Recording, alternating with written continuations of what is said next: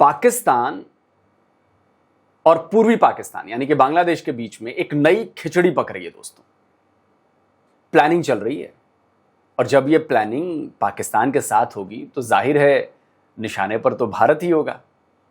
तो दोस्तों खबर यह आई है कि Bangladeshi military intelligence agency DGFI के 6 ऑफिसर्स पाकिस्तान के सीक्रेट टूर पर गए हैं।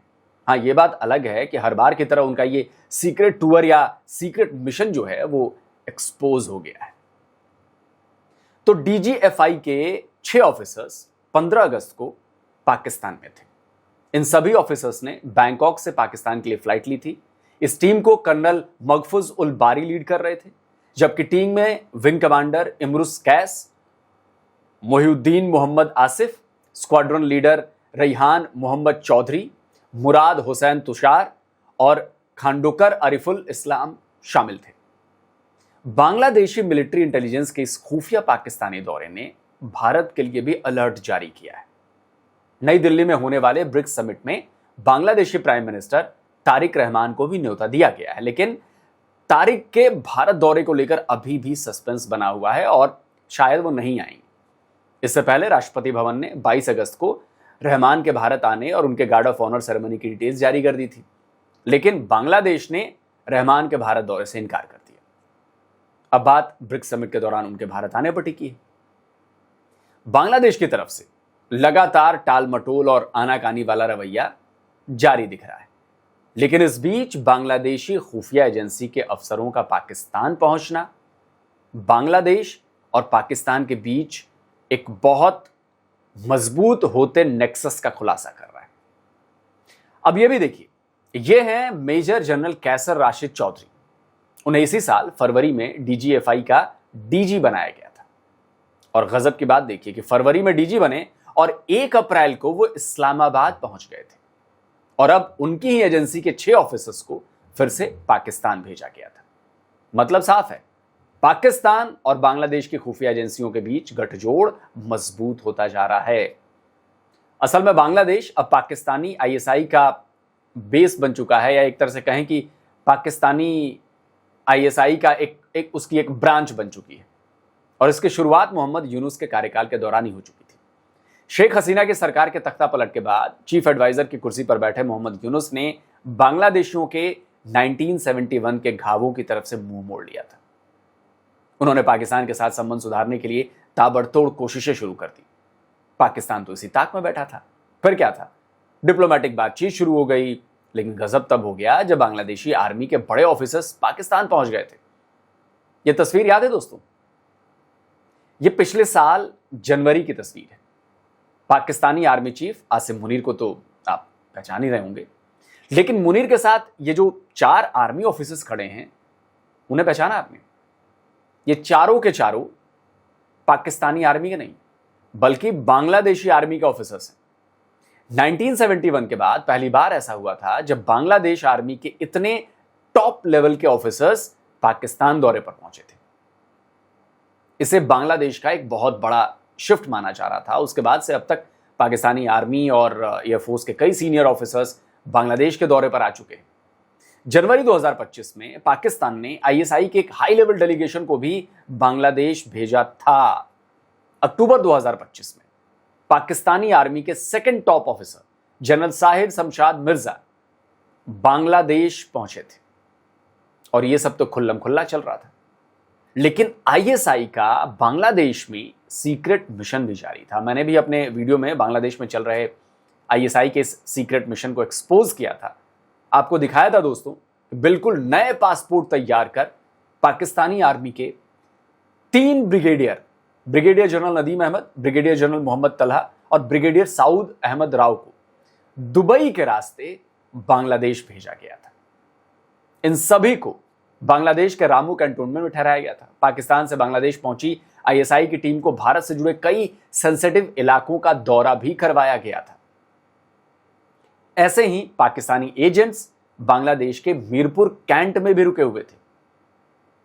मैंने आपको कई बार ये वीडियो दिखाया कि एक डोसा डिलीवर करने वाले ने पाकिस्तानी एजेंट्स की पोल खोल दी थी। কিন্তু মিরপুর ক্যান্টনমেন্টের ভিতরে আছি আর ক্যান্টনমেন্টের ভিতরে একটা পার্সেলে এসি ডোসা এক্সপ্রেস থেকে ঠিক আছে নি কাস্টমারের হাউস নাম্বার এসে যায় 330 নম্বর বিল্ডিং। এটা হচ্ছে কলিং বিল দিতে হইব, কলিং বিল আগে দিই। আর সব থেকে যে মানে ইন্টারেস্টিং যে বিষয় হলো কাস্টমার কিন্তু পাকিস্তান, কাস্টমার পাকিস্তানি কিন্তু কাইতো হিন্দি হারি না, উর্দু হারি না। কাস্টমার লোক কেন কথা বলবো। আচ্ছা কাস্টমার আগে দেখি তো। আসসালামু আলাইকুম, Ali Murtaza.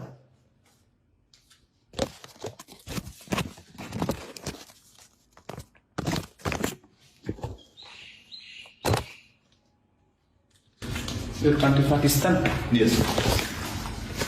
Thank you. Like customer কিন্তু খাবারটা অলরেডি দিয়ে দিছি আর কাস্টমার কিন্তু পাকিস্তান।